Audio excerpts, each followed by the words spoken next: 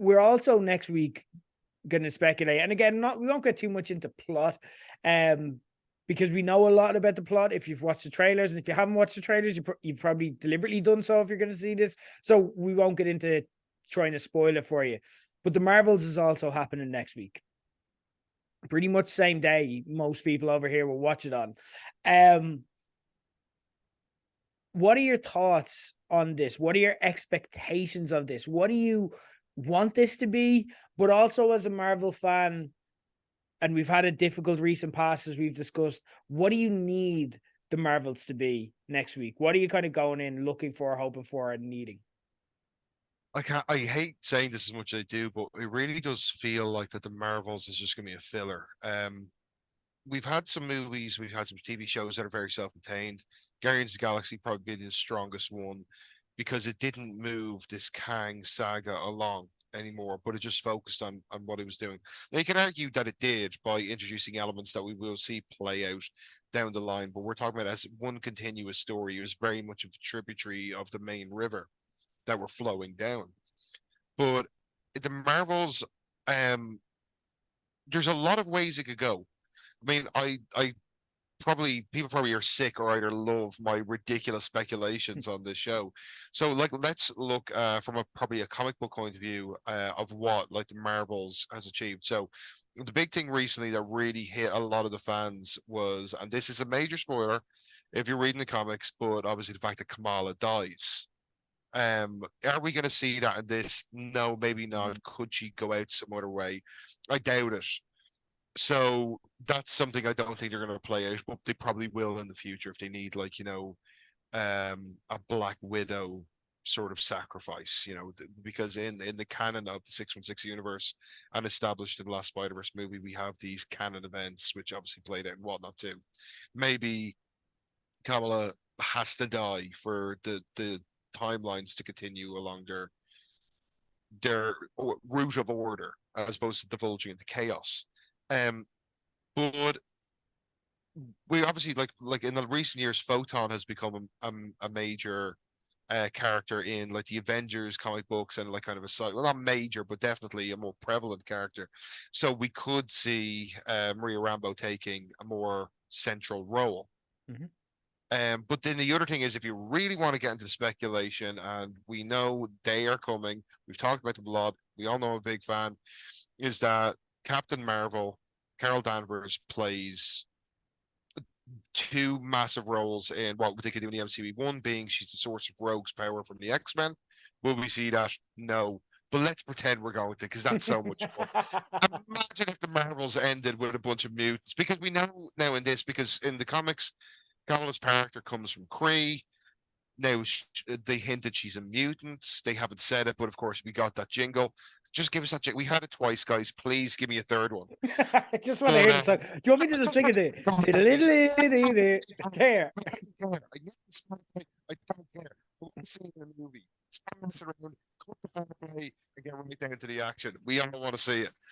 But of course, there's that element. And then the other thing is that, okay, this is really reaching, but of course, there was the Peter Parker Carol Danvers romance as well. I don't think we're going to see that, but let's pretend. These are post-credit scenes. We could see like some girl with like brunette hair, a southern accent, walking up, taking off a glove behind Captain Marvel. That would set the world on fire. Everyone knows that means. What happens if Captain Marvel then decides, oh, that was a great adventure, guys. I'm going to take a trip to New York and see the city one more time, and we see her just looking up at Spider-Man swings above her. I mean, we can get a massive amount of fan service with very subtle hints, because there's still comic book movies aimed at comic book fans, and the fans will know what's going on. So, let's see where these things go. Just someone Um, give Dan an X-Men team, like, some just for someone God's give me sake. the X-Men team. It's just I know I keep going on and on about it. It's just it's going to happen. They've shown us these holes in the phases where there's obviously going to insert stuff. We know that there's been a deal struck. We know it's coming. I'm sure we've seen some of it already. And we never thought we would. So this is anticipation that's been building since the post-credit scene of Age of Ultron. This has been going on a long, long time. And talk about a slow burn. They need a little bit of payoff. We've been patient. we put up with a lot of shit. I know you didn't mind She-Hulk, but I had to watch it, and I'm disgusted. I did like Megan the male horse beforehand. I definitely do not like her now. And she wasn't even going to Big Mouth. I'm sorry, I'm not a fan. I never will be. And Secret Invasion was just fart fog. It was a whole lot of nothing. We have and a point you made earlier on that I want to make as well. You made it regarding wrestling. I've never been a major soccer fan, but I've been always raised in a very soccer centric family. And the one thing I have great respect for soccer fans is through thick and thin, through the worst of times and the best of times, soccer fans stay with their team. I mean, you are wearing a Manchester United top right now. My condolences. There's to speak. Yes, I mean, like, but at the same time, soccer fans stay true to their team. They don't diverge. It's a part of their life. Comic fans have that, but it's still a bit more fickle. But I think as fans, we have put up with a lot of very mediocre stuff recently. And it's time for the Secret Emergency Rocket Jetpack to be pulled out and just to give us something that's going to give us a lot of hope going through. And it is going to be something as simple as that. I mean, one of the biggest gasps I let out was, I'm pretty sure it was Guardians 2. I feel like I'm getting this mixed up with the post-credit scene with Thanos reaching into the Forge and putting on the glove and going, right, I'll do this myself. I actually hooped very, very vocally, knowing what was coming, because obviously we've seen him collecting stones. Even the line that some people may not get at the end of the Avengers is when the Chitauri seer said to Thanos to challenge them is to court death. And in the original Infinity Gauntlet storyline, Thanos did everything he did because he was literally trying to win the heart of the physical embodiment of death. So when he said that line, any fan worth their salt who'd been following stuff for the last 30 or so years knew exactly where this was going, because Thanos has been involved in several storylines, but this was going to be, we knew in that exact moment when he said court dead, it was going to be the Infinity Gauntlet saga. And it was so much more, because that original comic, reading it back now, it's hokey as hell. It's still a lot of fun, but the snap features and that Thanos's derangedness, which we didn't really get. We got Josh Brolin's interpretation, which some would argue is better, me being one of those. But we need just that one little thing, just to tease us as to where this is going.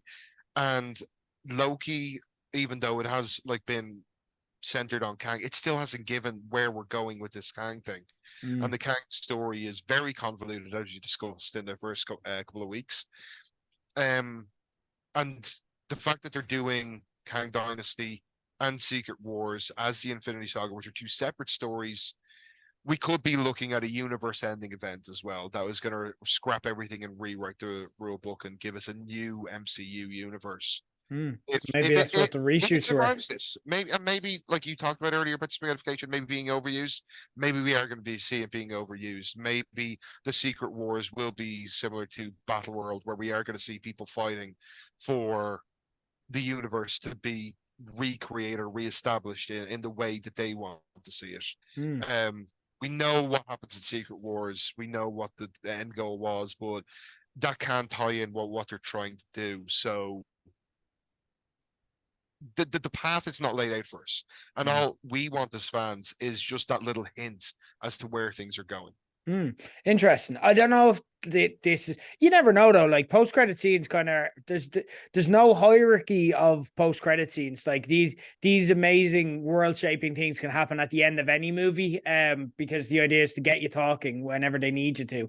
I did, you might be happy to hear that one of the notes, the bullet points that I had in my notes around this was X-Men post-credit scene ? And I think there's a really good chance. I think there's a good chance that we just see a wheelchair, and I don't think we see like Patrick Stewart's face or anything like that. It may be someone else, it may be recast or something, but I just think we see a wheelchair and we see someone introducing themselves to Kamala, and we hear it, and then the screen goes black. But again, I think that's very, very much in play. Whether it actually is something that they do something with. They may never touch it again for 7-8 years, but they've already started this hype train when it comes to Kamala, so it's there. And it'd be weird if it didn't happen. So I think you're gonna hear your little your blurb. Don't worry. What I'd say here is that it's easy to forget that both Captain Marvel and Miss Marvel, those projects are better than you remember if you're to go back to watch them. Miss Marvel, I'll say it straight up, it totally lost the run of itself in the back half of the season. They didn't know how to spin out what they had into a fully into a full TV show, and it just kind of devolved into nothing by the end of it. But Kamala herself was consistently excellent and likable throughout, which again, that's fine for me. That's the character. It's not the show we need going forward. I don't need season 2 of Miss Marvel, but if Kamala is going to continue to play into this universe, I need her to be great, and she was great. Well, I said on Twitter last week, I'm doing my kind of pre-watch now, where I'm going back over Captain Marvel, WandaVision, and Miss Marvel here. I'm only in the middle of WandaVision now. But I watched Captain Marvel last week. And what I said on Twitter was, if we got this as a movie right now, a lot of people complained at the time. A lot of them were incels who just didn't like to see a woman at the center of a Marvel story and whatever. That's its own kind of discussion that we don't need to leave here. They're going to be back next week. Community, guys, yeah. Comic books have been doing this for a long goddamn time. Yeah, and also they're going to be back next week, but we could just ignore them. The world is anyway.